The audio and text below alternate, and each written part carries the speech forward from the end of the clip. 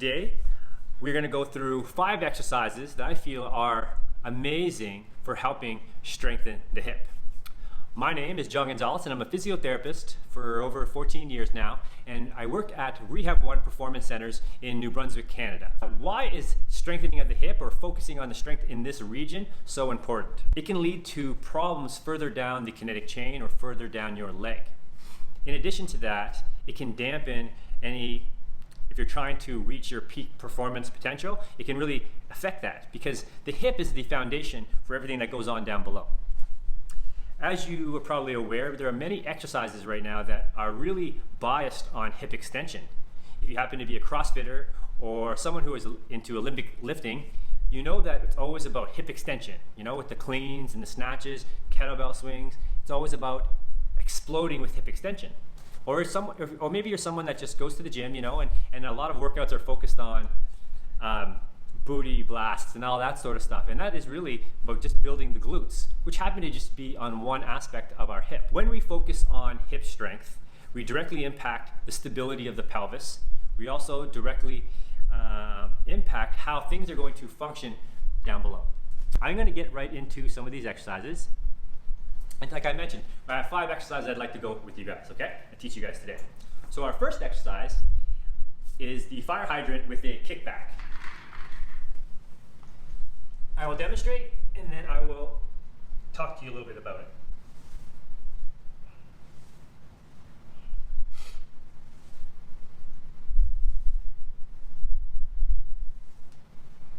So when doing this exercise, I have weight evenly distributed through both of my hands and through my knees. I'm going to make sure, be cognizant to keep my pelvis stable and my low back in neutral, and not try to do too many compensation movements through those joints. So I'm going to lift to the side as far as my range will allow, coming back down with control and kicking straight back at 45 degrees. Repeating that for approximately 10 reps, and then doing 10 on the other side until you've done 3 sets of 10 per side. This exercise is wonderful for strengthening and warming up the muscles of the glute and hip extensors. It's also a great exercise for control because the entire time you're thinking about controlling the pelvis and low back. So that is exercise number 1, fire hydrants with a kickback. Exercise number 2 is a seated hip flexor strengthening exercise. Okay? And in this exercise, I'll demonstrate like I did last time, and then I'll talk to you a little bit about it.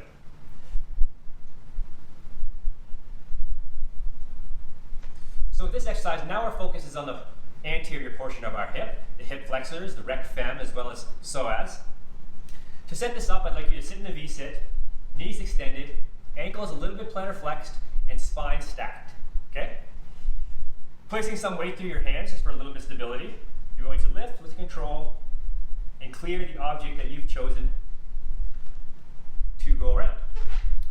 It is a very tough exercise, and for me personally, it exposes my weakness, and this is one of my weaknesses. So, if you want to modify this exercise, you can modify the rep scheme. I generally like to do 3 sets of 10 per side, but you can do that 3 sets of 5, 3 sets of 8, whichever. You can also modify the height of the object that you're going over, and I can tell you that this makes it a lot easier. And I've seen some people modify it to make it much harder, where they do 2 at the same time.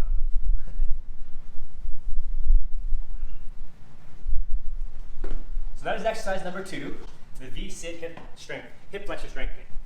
Exercise number 3 is a very common and popular exercise, the single leg glute bridge. I'd like you to lay comfortably on the floor with your knees bent, not too close to your bum or too far away. Okay, nice and comfortable, just like this. And you're going to take one leg and bring it towards your chest. I'm going to ask you to hold that there, okay? And while you're doing that, the foot that's on the ground, you're going to drive that heel into the ground to help activate the hamstrings. And once that's activated, then you're going to lift up into a bridge. Holding for maybe just a second at the top. Slow, controlled manner. And repeating for 10 reps with this leg, 10 with the other, going for a total of 3 sets. Once again, that's 100% modifiable. Depending on your fitness level, you can go more or less.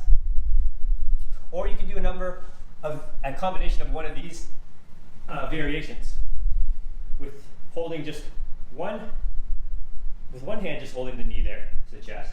You can use your hand on the ground, push down to assist with the lift. If you find that too difficult, you can put both hands down to do the bridge, making sure that, again, you're driving the heels into the ground, activating the hamstrings, and focusing on your glute contraction.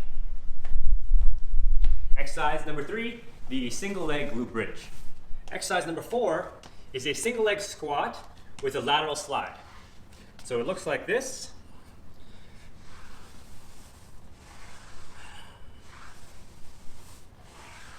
Okay? Being mindful that your knee stays over your toes and doesn't track too far in or out during that squat. When you're returning from the bottom of the squat, this leg here is driving into the ground to help get some nice contraction of your inner thighs. So, your stance leg, you're working on your glutes, your quads, as well as some stability of the knee. Your sliding leg, it's all about strengthening the inner thighs. Now to finish this up, our 5th and final exercise is a single leg stance with a hip opener. Okay, I'll show you how that looks. I've chosen to use a foam roller. I find it's a nice height for me and very challenging. So the leg that's furthest away from the foam roller, I will use that to be my stance leg. Once I have my balance nice, I will move up and over in a slow, controlled manner, and then repeat. This exercise is wonderful for the stance leg. I got all my little muscles are kicking in to help me stay stable and balanced. On my moving leg, you're going through some hip flexion, abduction, and some great range of motion. 3 sets of 10 per leg is the kind of standard, and you can modify that. You can modify the height to make it a little bit easier. I have a chair here that's not as high as the foam roller.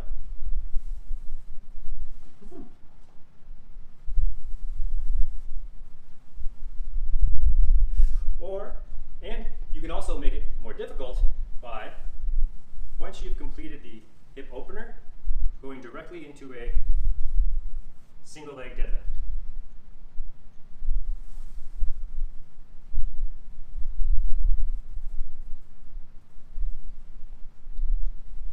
And that's that. So, 5 exercises. First exercise, fire hydrant with a kickback.